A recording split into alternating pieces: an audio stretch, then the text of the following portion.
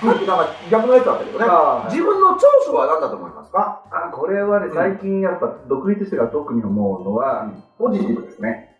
そうね。でも、そんなわーいポジティブじゃないですけど、ネガポジティブっていうか。なんか、淡々としてて、そうですね。結構、何にでも前向きやね。そうですね。結構レベルが凹むことがあっても、そんな凹まないんで。いや、そこちょっと意外やった。そうですね。そういう意味ではそこはポジティブですね。結構切り替えは早い。まあ柔軟というか頑丈というか、ね。まあそれこそね、その20代のもやもやした時間がね、やっぱあってこそかもしれないね。あれでガチガチにこう凹むこととかも毎晩こうダメだみたいな、どん底に落ちてたんで、そう考えると今のあれなんて全然みたいな。まだなんとかなるみたいな。そういう意味ではもうポジティブですね。そこはやっぱちょっと強いな。そうですね。それはいいね。そこは結構会社のみんなからも言われますね。やっぱ凹んだり、こう、なんか愚痴を言う飲み会とかもないみたいな。基本は全然言わないですね。確かにそうね。愚痴はないもんね。愚痴はないですね。悪口は言う。悪口は。さあ、今一番ハマっていることは？まあ格闘技ですかね。見る方。何ジャンルというか、総合格闘技。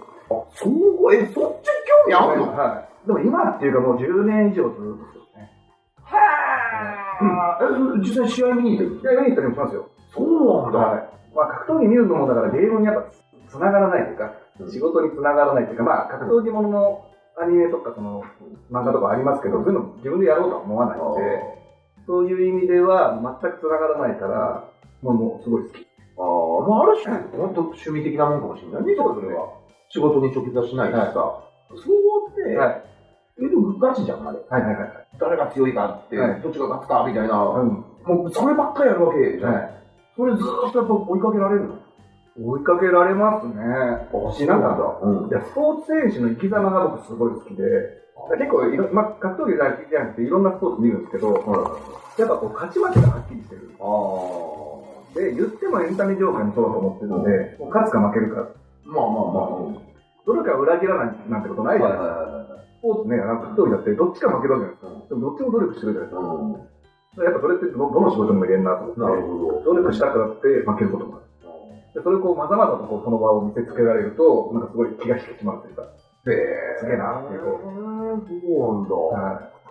見たことももちろんないし、テレビでちょろっとやってんのは見てるけども、まあ、なんかね、バックボーンも何もわからんからさ、なんかね、寝てるなんかすごい筋肉の人たちが、すごい殴り合いしてるなぐらいで俺見てるけど、いや、ハ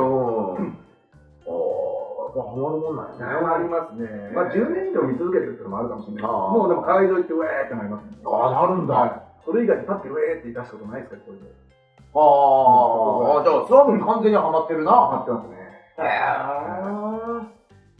はい、これからチャレンジしたいことは？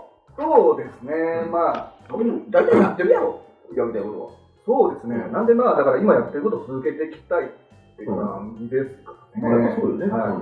まあ、やっぱ弾丸ノムさんのおかげで、好きなことをある程度やれるようになって、そこが僕の、まあ、ボーナスステージって言ったらおかしいですけど、にちょっと入った今本当、そういうありがたいゾーンに入ったなって感じがするんで、自分が好きなことをやって、それが仕事だっていうことを、ボーナスがありがたい環境をできるだけ続けていきたいけど、無理して守りもしないけど。新しい答えだね。自分たちだけでインディーのゲームを作りたいっていう。まあ、今、松山さんもやってますけど、それをやってんじゃない？細々とやってますけど、それも大々的にやりたいし、最終的にはやっぱそれだけで過ごしていきたい。まだそこは目標としてあるよね、やっぱね。そうですね。もちろんそうよ、それは。しかもなんか本当、手売りとかで売りたいねみたいな。そこをインディーにすんの？そうですね。CD ロムでもないけど、なんかで焼いて手売りするとか、そういうのに憧れるというか。もうそのから1本3万円とか。そういう、なんか広く売るというよりは、なんていうんですかね。他がやらないことをやりたいな。まあなんか、仏教らしい感じもするね、あれにね。今日発売っていきなり言うとか。そういうなんか、おかしなことをやりたいな。で自社のね、ものだけだったらそれ許されるじゃないですか。もちろん、誰かにね、おられるわけではないよね。だからそういう具合のことをやっていきたいなという人間という自分がだけの趣旨のことで。